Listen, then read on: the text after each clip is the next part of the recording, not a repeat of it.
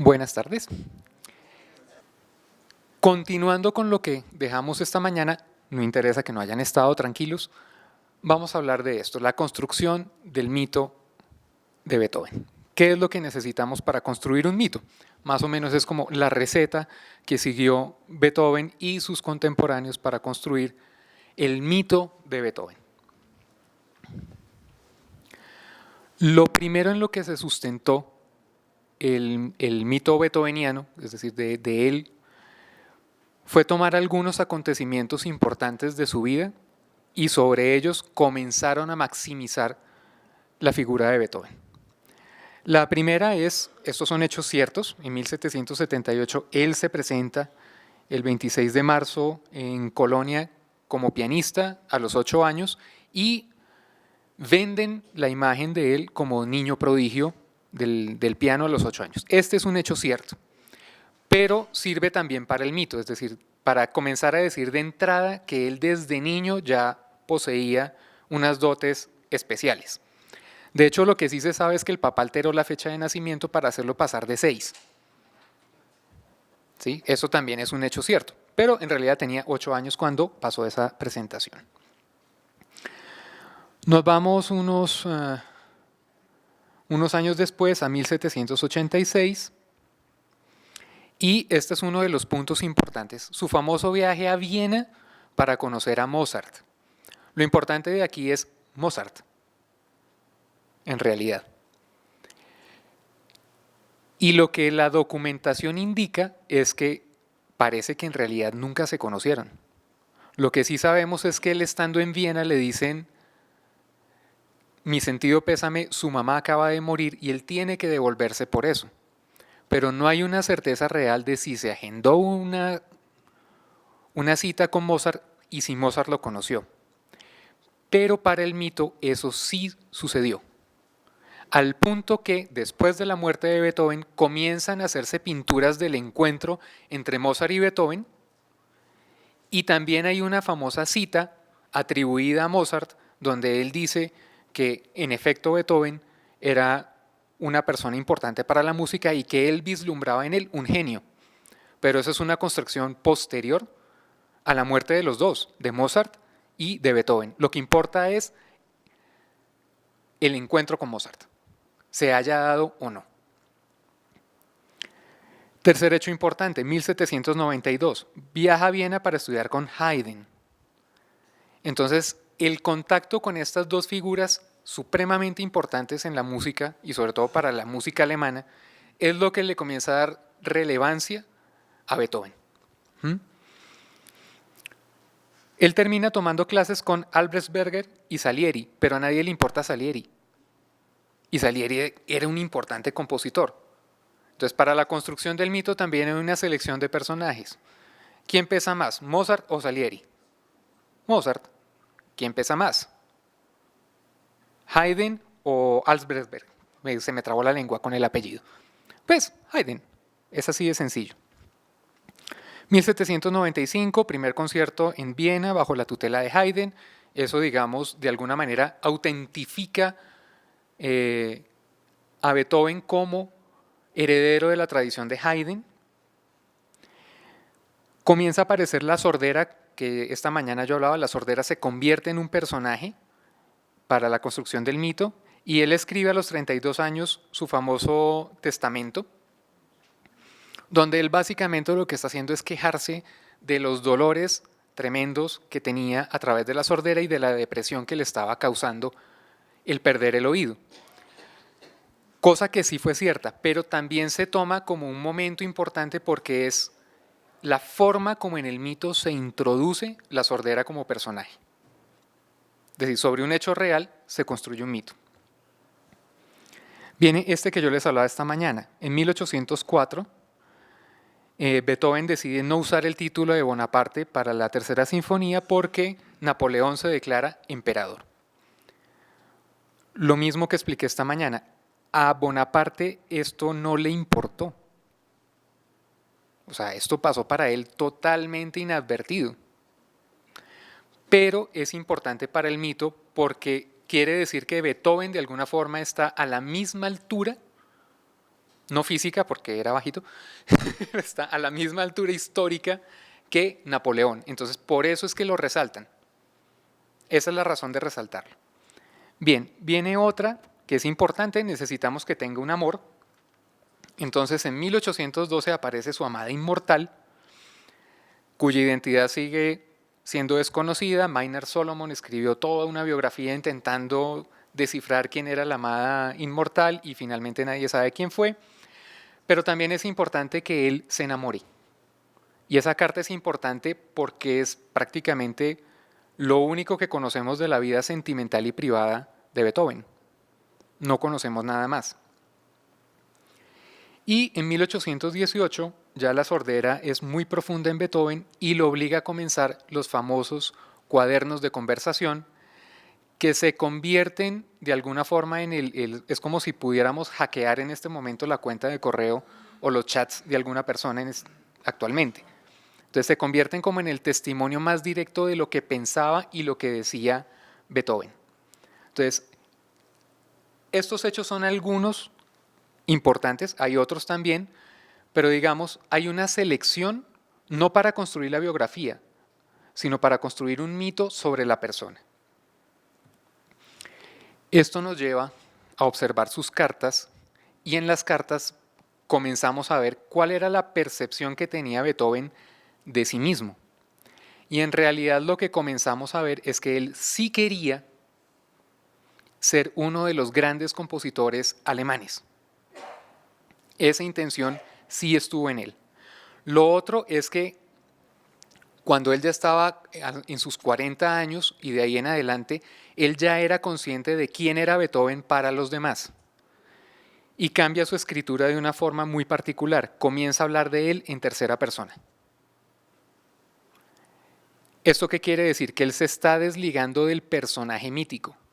Él se está dando cuenta que es alguien para los demás y por lo tanto crea una imagen de sí mismo. Y habla de Beethoven, que es él, en tercera persona. Tenemos esta, por ejemplo. La primera es un agradecimiento a Haydn, cuando Haydn escucha su primer ballet.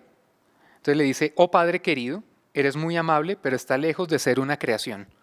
Y con creación se refiere a la creación de Haydn, que yo anoche les explicaba, había sido uno de los encargos del príncipe de Lobkowitz, que también fue patrón de Beethoven. Entonces él está diciendo: todavía no me igualo a ti, pero créeme que sí lo voy a hacer. Esta es muy llamativa, dice: no le quites a Händel, Haydn, Mozart su corona de laurel, les pertenece a ellos, todavía no a mí. O sea, que él ya se reconoce como: yo les voy a hacer la competencia y yo voy a estar a la altura de ellos. Pero ahora yo digo: no, todavía no me corresponde. Pero él es muy consciente de a dónde va a llegar. Esta es otra que también habla mucho de él. Dice: siempre me he contado entre los más grandes admiradores de Mozart y será hasta el último aliento de mi vida. Vuelve y elige a Mozart. No dice: siempre me he contado entre los más grandes admiradores de Salieri.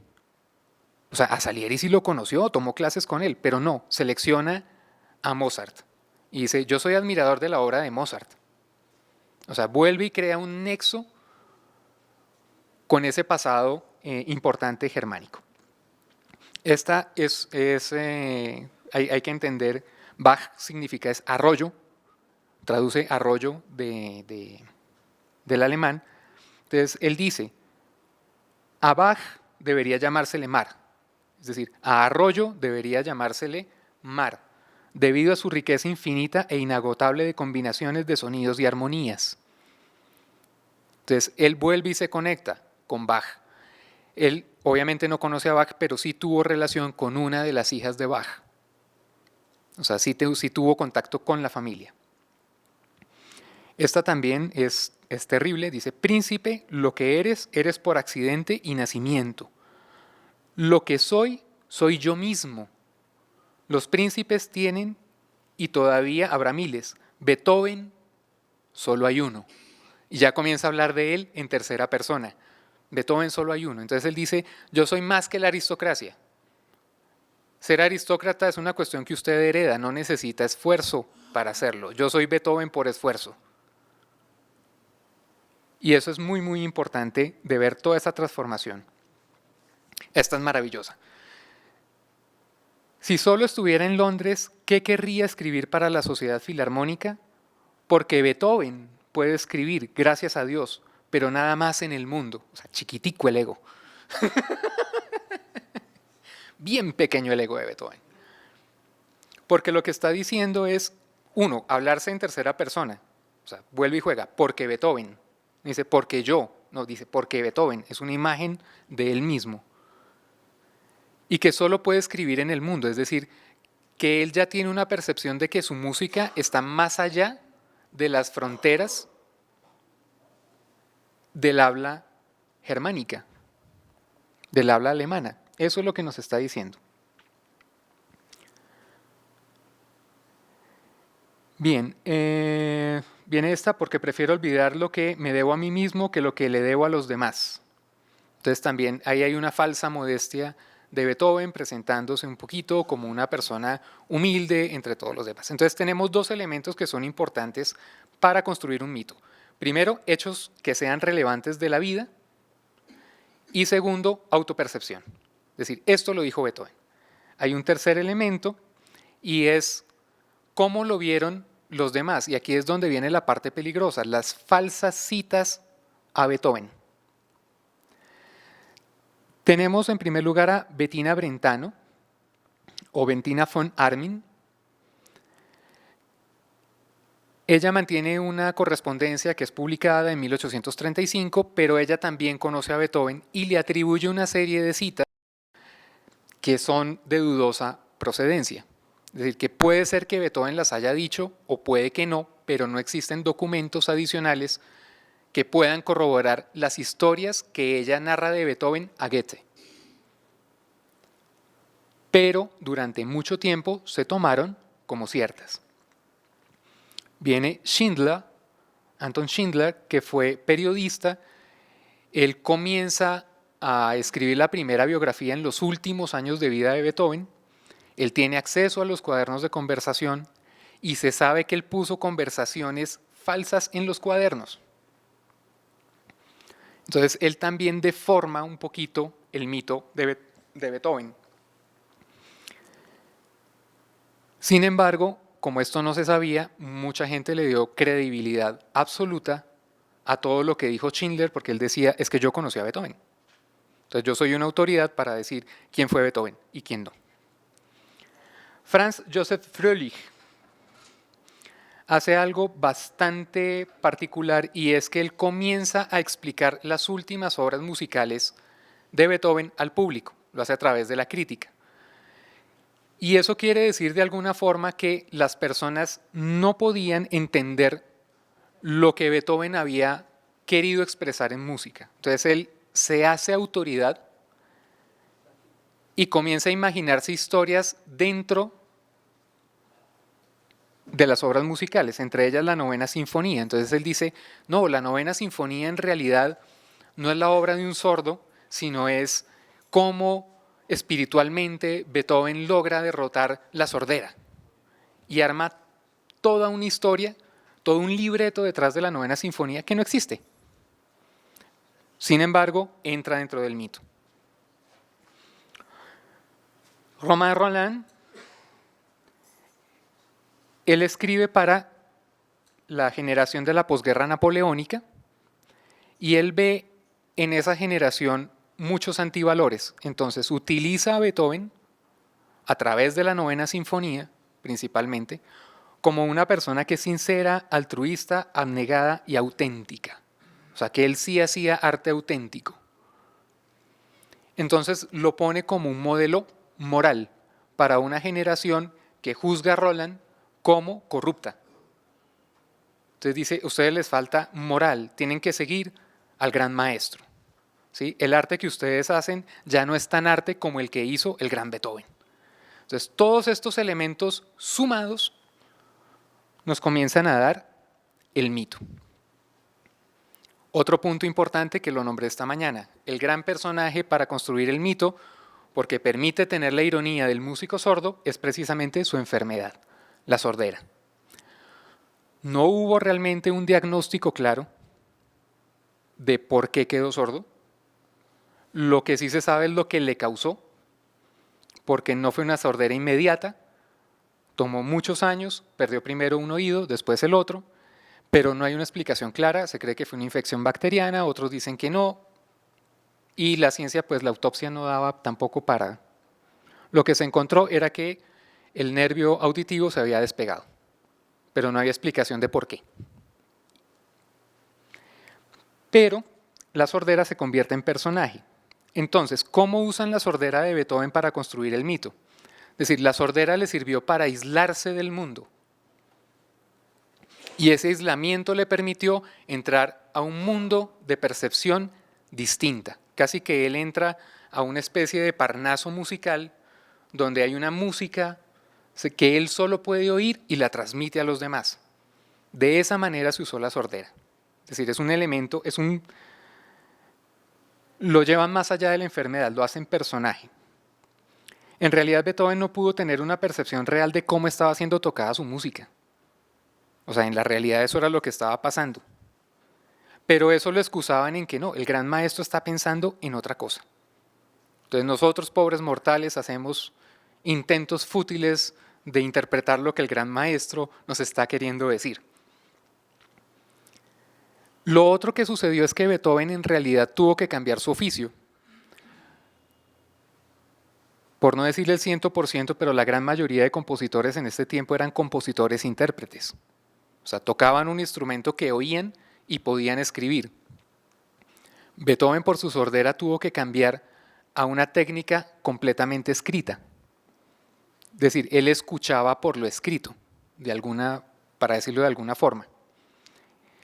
Y sí, existen muchas cosas de cómo intentó mantener su audición a través de sus trompetas, a través de pianos modificados, a través de acercar su oído a elementos sonoros, etcétera, etcétera. Pero la verdad es que él tuvo que aprender a escuchar viendo para mantenerse al día con los últimos avances en la música, pues tenía que consultar las ediciones de la música, no podía oírla. Entonces, él tuvo ese cambio de oficio que actualmente hoy es posible también. Es decir, muchos de los compositores no son instrumentistas. Les habla uno. ¿Sí? Yo compongo de un sistema heredado de aquí, que es componer directamente sobre la partitura, pero pensando en cómo va a sonar. Eso es posible. Pero Beethoven le tocó hacer esa modificación. Y aquí viene la parte maravillosa. El mito también se representa en pinturas, en bustos, en estatuas, en monedas, en una cantidad de objetos que tuvieron que ver o no con la vida real de Beethoven.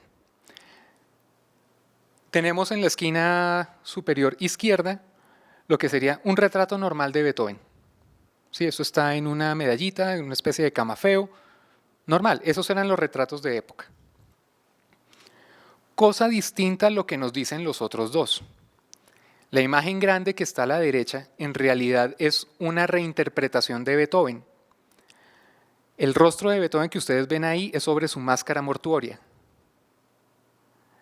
que era lo más fijo que tenían de la cara de él. ¿Qué hizo el artista? Tomar el aspecto de la máscara mortuoria y le agregó cabello, le abrió los ojos y le puso cuerpo. ¿Sí? Y nos presenta un Beethoven auténtico. ¿Por qué? Porque está sobre su máscara mortuoria. En el otro tenemos un diálogo mudo entre Beethoven tocando el piano y Goethe pensando. Y aquí la idea que se nos transmite es que hay una comunicación entre dos genios que va más allá de la palabra. Goethe ni siquiera se están mirando. O sea, Goethe está totalmente pensativo, absorto. No sabemos si escuchando la música de Beethoven o no, o si está entendiendo lo que Beethoven le está tocando, pero establecen un diálogo metafísico en realidad entre estos dos personajes. O sea, hay una comunicación oculta entre genios que nosotros pobres mortales no podemos entender. Más o menos es la idea. Esta es maravillosa. Esta es una pieza alegórica al nacimiento de Beethoven. Y si alguno vio aquí un pesebre, sí, es lo que nos están vendiendo. Tenemos un padre completamente absorto por el nacimiento de su hijo, una especie de San José en éxtasis. Hacia el niño, obviamente, su madre, que no tiene ninguna señal de haber tenido un trabajo de parto. Ella está sosteniendo a un niño absolutamente limpio. En la parte de atrás hay una mujer con un velo, eso se le llama virgen, no es la Virgen María, simplemente que en historia del arte se le llama virgen, y ella está sosteniendo una corona de espinas, en realidad, que es el símbolo de la sordera, es decir, del sufrimiento que él va a tener a través de la sordera. Unos niños con roquete, es decir, unos acólitos que están cantando la gloria de ver el nacimiento de Beethoven, y una ninfa o una musa de la música que está ahí con la lira de Orfeo dando la bendición hacia Beethoven. Algo totalmente salido de la realidad, es alegórico simplemente. El único escenario que es real es donde están, porque esa sí es la guardilla de la casa de ellos en Bonn, que era igual a muchas otras. Pero eso es lo que nos están vendiendo, o sea, Beethoven nació predestinado a ser un genio de la música. Estas son dos maravillosas. La imagen de la izquierda no sé si alcanzan a ver, en la mitad está Beethoven sobre un león. Y de hecho la pintura se llama, la tintilla, porque esto realmente es tinta, El triunfo espiritual de Beethoven. Al lado de Beethoven hay un caballo donde está un ángel con una espada de fuego y hay una especie de apocalipsis alrededor y unos pobres mortales huyendo. Básicamente, ¿qué nos están diciendo? Que Beethoven es una figura que tiene poder espiritual,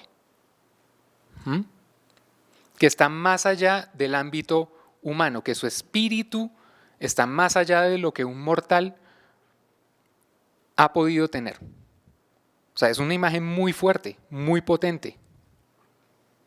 Y utilizan una imagen del Apocalipsis, que son los 144 hombres vírgenes que van a acompañar a Jesús en el último día y que van a arrasar con toda la maldad de la humanidad. Es esa imagen la que están utilizando. La otra, ¿sí se acuerdan la máscara mortuoria? Es la misma, ¿sí?